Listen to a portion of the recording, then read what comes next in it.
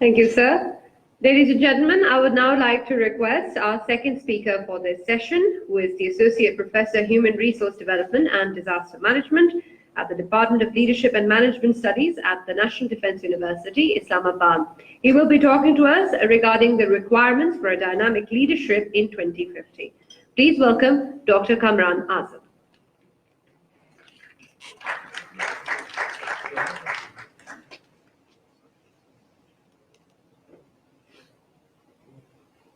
Bismillah ar-Rahman ar-Rahim. Assalamu alaikum. I am very much thankful to Athar sir, Ehsan sahib, and honorable panelists, Ambassador sahib. In such like conferences, I can see the faces of the audiences who are very silently observing everything happening around them, other than the content which is delivered. Having said that, every time participating in such a talks gives some new flavors, some flavors of practitioners, some flavors of decision makers, some flavors of politicians, and from bureaucracy as well. We poor professors are also called sometime. And normally asking a professor to finish in 35 minutes is a paradox in itself. Because we people, we are paid to talk. Rather, we are born to talk. So we can talk as long as you can prevail this discussion for hours and days and so long. Today's discussion, to me, it is quite out of the box discussion. Hearing the word 2050 by itself has its specific connotations, and healthy alarm as well that serious people are now thinking non-seriously. And that is the need of the hour to come out of the boxes from which we have bounded ourselves for the last 70 years. A professor, not like me, but a wise professor somewhere has said that you cannot correct things with the same mind with which you have ruined the things. So let's have some funny thing today, and that is leadership in 2050. Unless you change your listening position, you will not find something new in my talk. So let's have some funny gupshup as well. Some questions from my side, because I live in the books. I talk in theories. I talk in classrooms. I am idealist. From then, that idealistic perspective, like Iqbal says, मैं हुए हैरत हूँ कि दुनिया क्या से क्या हो जाएगी. So, at times, when I think, and I think out of the boxes, because the boxes we have associated with all other stakeholders limit them to talk limitedly.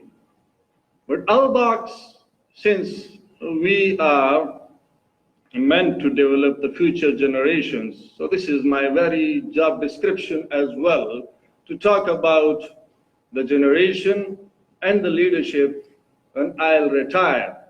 And an interesting fact of the matter is that I am 39 years of age. So exactly after 31 years, I'll retire. After 21 years, sorry. So after 31 years, I'll be 70. So if I retire a bit early, then enjoy some advisor role and then retire again and again after second and third inning. So which type of Pakistan I want to see, I envision. Today I'm not talking about theories. I'm just talking about what I'm feeling. And I haven't studied a single alphabet for this talk. I just reflected on my own. So, again, I'm thankful to the organizers. And the contextual premises I have already shared with you, on which I will be drawing my hypothesis, if not the exact claims or sweeping statements. So I will try to make them a bit informed hypothesis, not by primary or secondary data with which I am playing for the last 20 years, but with the feeling I have in my heart and mind. My lenses are again not from practitioner viewpoint, so you may find some discussion as very much redundant in my talk. Kindly bear with that. What I feel is that the future is changing faster than our imagination. 5 years back, or rather 80 years back, Iqbal has said that Hamala ke chishme ubalne lage, gira khab chini sambalne lage. But today, that has been manifested in reality. So whenever a teacher, a professor, a philosopher he may think out of his timely paradigm, but from 80, 90 years, that may become true. And at the current point of time, people laughed at him and people don't recognize the contributions. Another thing is, which I have delivered in a bit simple words, but now there are some terms as well. Empiricism, what we see with the five senses, can be tested empirically. What we have taught in the past by academicians can be tested, can be replicated with different layers of meaning. However, we are in a dogma called existentialism. What is existentialism? That whatever I am, the social status I am enjoying, the things I see, I feel, I count for in my life, in which I want to exist and which I am actually existing, may be termed, simplistically saying, is existentialism. But can you envision a different future with this dogma? I'm calling it dogma purposefully. So there are layers of meaning. If I estimate that there are, let's say, 200 participants sitting in this hall, so every participant is having his own layer of meaning. And those 200 layers of meaning are actually more important than the presenter who is talking about the term meaning or its layers. So you are more important than me in this context, because you will be associating meaning to what is delivered by me and other presenters.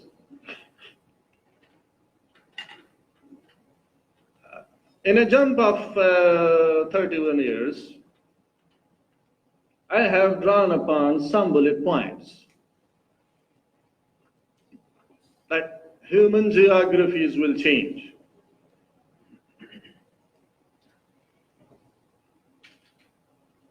What I mean by that is we have studied in school level Pakistan studies, the social studies, a bit of history, but not much. And we can see that from Mughal Empire to imperialist Great Britain to the Cold War to the new era of globalization, and now we are living in Zionization, if I term it rightly. Another thing which astonishes me whenever I recall my recent task and browse through the recent history of Europe, very overwhelmingly they joined hand for economic and political reasons. But how come this rightist movement has emerged into the Brexit and still not much popular? The Californians are saying that they are sixth largest economy of the world. So what is the point in remaining in with the Union of United States of America? So what if tomorrow Californians, they vote against the Union? So the dynamics will change. The world power dynamics will change. And the Asia, where 60% population of the world is living, and the famous cliches of one belt, one road, and the China-Pakistan economic corridor is not only in, but fashionable, as well as much positive signs for our economy. But what are other implications living with the economic giants?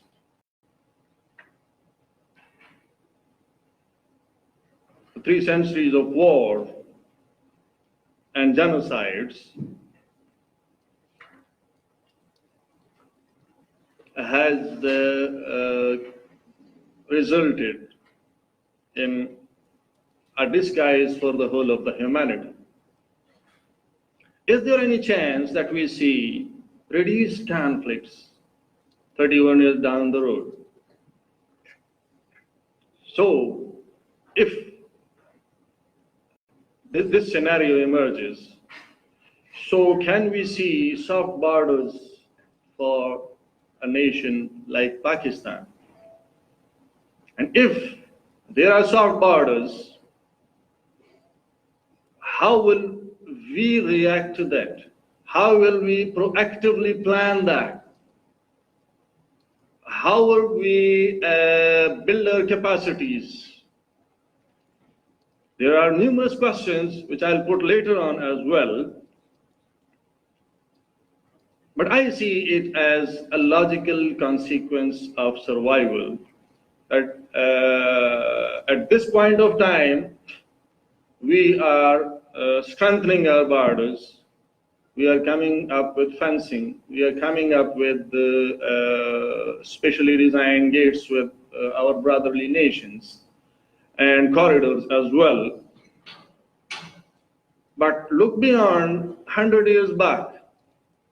Do we have those borders?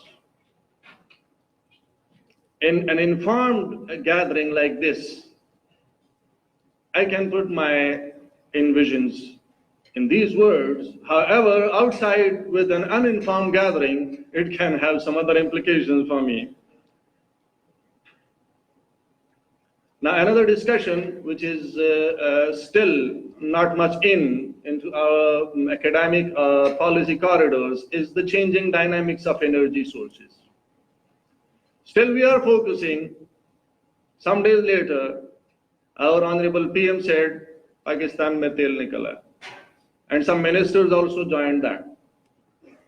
And some lovers of the current regime, they are still saying, tel nikalega, sab theek ho jayega.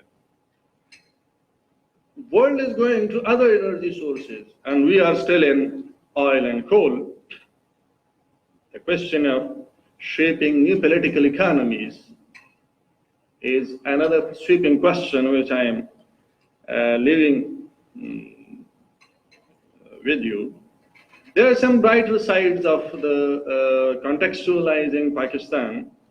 We came into being with peaceful means.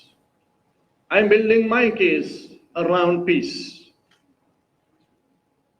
We are resilient amid consistent wars, conflicts, human-induced disasters, natural disasters. You call a disaster, and it is in Pakistan.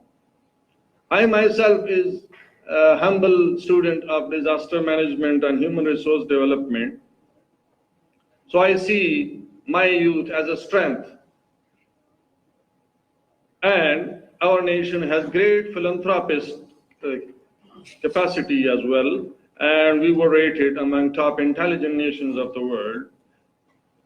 Still, with all the positive and negative picture, our 7 universities are in top 1,000 ranking.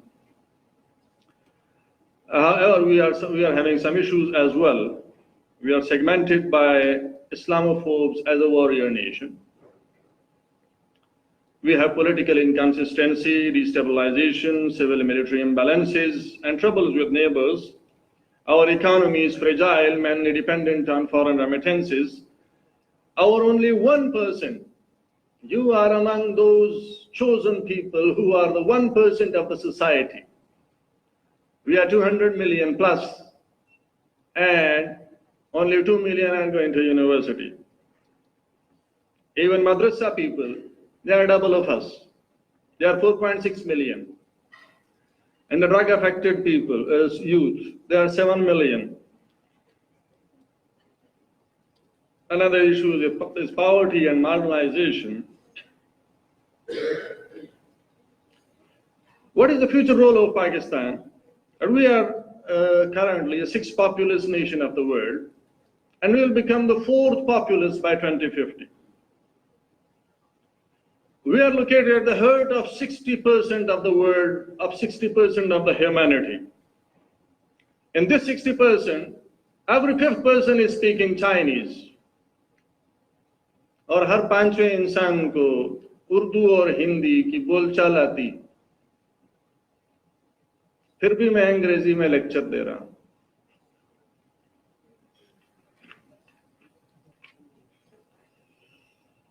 Challenging questions क्या हैं? Can we talk about peace strategies rather than war strategies? Can peace be our cutting edge in public, regional, and international diplomacies? To count on peace. And why peace? Because the literary meanings of Islam is peace. And in a Sahih Hadith, Rasulullah sallallahu alayhi wa sallam said, Al-Muslimu man salim al-Muslimuna min lisanihi wa yadihi. Bahut aasan. Peace starts from me. If I am at peace, my family will be at peace, and so on. The exponential peace will go on. Some suggestions: can we support the overseas Pakistanis to double the remittances in each decade? Can we double our higher education to 6% in 5 to 10 years by integrating madrasa? Then in every decade, can we double it? And finally, 24% in university by 2050. The story will be on our side. if 1/4 of the population is graduated by university. Imagine about the leader. So if we have soft borders in Asia, how will we build an indigenous knowledge economy to serve the 60% world population? That 60% world population will pressurize us to feed them, to get them housing, to get them clothing, to get them health. And that will emerge in a new integrated economy. Pragmatically, nothing other than an entrepreneurial approach will enable survival between two populous economic giants, that is India and China. Now, what can the leadership be? A word about leadership is that after 250 years of democracy in USA, the United States citizens are facing Honorable President Trump. The world's largest economy is facing Honorable PM Modi. And the emerging nations even, if you take that as a satire, so the positive comment is the emerging nations of the world are coming again back to the personality-based leadership. 4 emerging economies are having almost lifetime leaders. So in my humble view, a leader of 2050 may be, or should be, or ought to be a son of the soil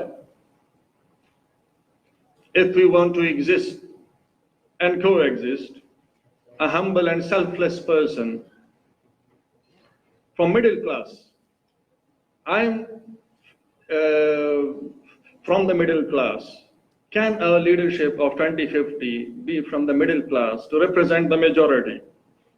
His track record of competence, development, expertise, and high level of morality.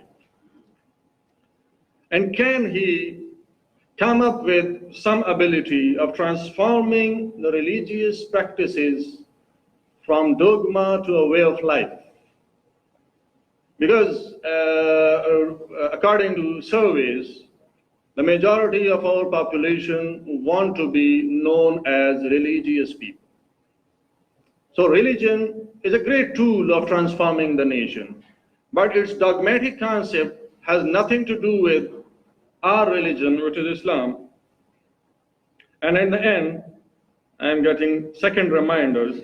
So in half a minute, I will narrate some verses from Iqbal poetry.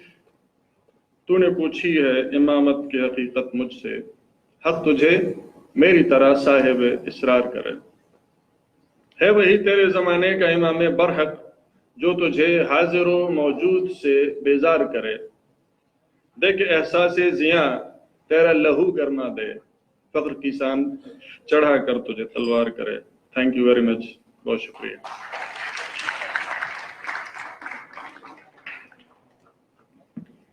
Thank you, sir. Ladies and gentlemen, we will now have a brief question and answer session. I would like to request the chair to please moderate the session and also conclude at the end. Thank you. You can relax now, since I have the mic. Ladies and gentlemen, you heard 2 very interesting presentations. One says, take a pragmatic view. It's an unequal world, so what you're going to do? The other says, this is how the world should be, and can you get there? Can you make it happen? So, you know, and also saying, I do take an idealistic view. The truth, as we know, is somewhere in between. Where is this pragmatism? Where is this idealism? And how do we actually go and grapple with this situation is what we should be looking at. So that's the broad take. I'm quite tempted to make several comments on both of these presentations, but I'll refrain myself and I look forward to your questions. Please prefer questions, identify yourself. We'll take a set of questions, about 4 of them, and then we'll do another round for a subsequent one, and then of course go through how to wrap this up. So welcome. All right, I'll go in the order that I see the hands. The gentleman on my left. Let's please get the mic there. And meanwhile, do raise your hand and get noticed so that I know you. Kindly introduce yourself, sir. My question is to Dr. Respected Kamran Azam Saab, that he just said that Pakistani. Please introduce yourself. Excuse me? Introduce yourself, please. My name is Yasir and I'm working in an NGO. It's the second time I'm telling. Dr. Respected Kamran Azam Saab se sawal hai mera, that he said that most of the Pakistanis want to be religious and but the results shows that I'm afraid that where from he has got this data, because election results have shown that maximum जो religious parties को vote पड़ा है that is 15%. तो कहाँ से पता चलता है कि हम मतलब ज्यादा मजहबी लोग हैं? Okay, since I don't see a hand readily, would you like to respond? Please. आप जरा basically बताएं कि किस specific data पे कह रहे हैं? You saying where did you get the data from? वो data बताइए. डॉक्टर साहब कह रहे थे कि हम जो है हम ज्यादा मजहबी लोग हैं पाकिस्तानी, तो मजहबी जमातों को तो 15% से वोट कभी ज्यादा पड़ा ही नहीं, तो कौन से डेटे से कहां से पता चलता है कि हम मजहबी लोग हैं? मतलब कोई डेटा होगा कोई? ये गलत का सर्वे था, इसमें आसान सा क्वेश्चन किया गया था कि आप अपने आप को मजहबी कहते हैं, गैर मजहबी कहते हैं। उसमें मेजॉरिटी वाज फॉर रिलीजियस, और ये तो बहुत कॉमन है। अभी रमजान आएगा तो रमजान में भी मैं आपको फनी सी एग्जांपल देता हूँ कि इवन शोबिज़ के लोग भी रमजान के रोजे रखते हैं, ठीक है, और वो ये भी कहते हैं कि रमजान के आखिर में हमारी फला फिल्मों का इनागुरल होगा और ईद उल फितर पे ये सारा कुछ आएगा। अब ये रमजान क्या है? रिचुअल है, रिलीजियस। ईद उल फितर क्या है? रिलीजियस रिचुअल है। उसके साथ हम अपनी शोबिज़ की एक्टिविटी को भी एसोसिएट करते हैं।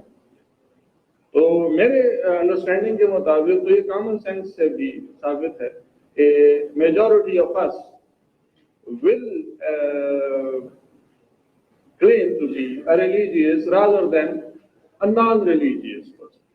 सर, जो अदाकारों के जिक्र किया आपने, तो इसको तो हम मजहब का तड़का भी कह सकते हैं।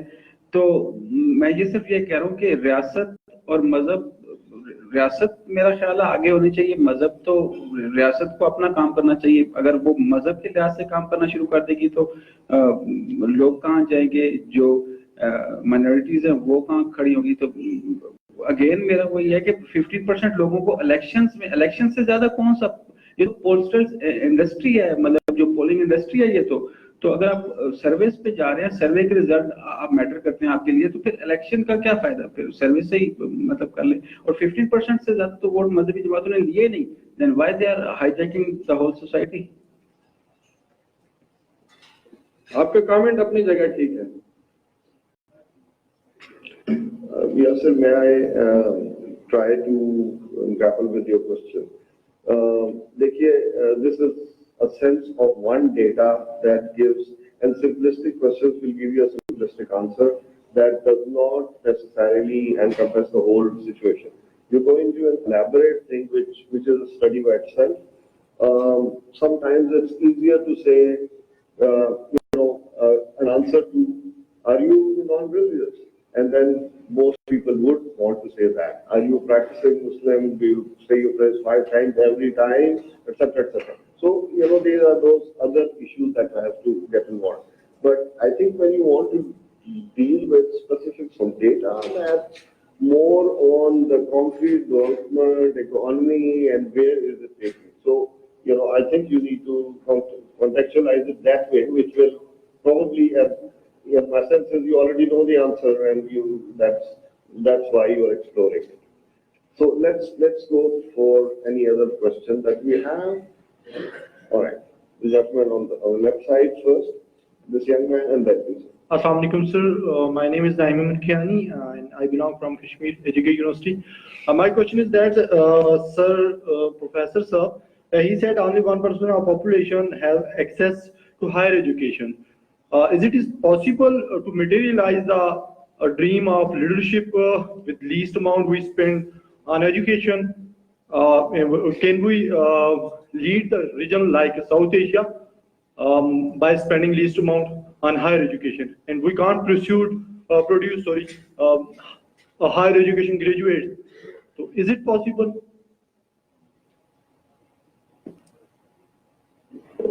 To me, it is quite possible by just integrating different streams of education. We will not be spending a single penny. We will just be acting sincerely on the National Action Program to integrate all streams of higher education as one. But this is a long journey, a long debate. In one sitting, we cannot solve that issue. That is why, for the first milestone, I have just humbly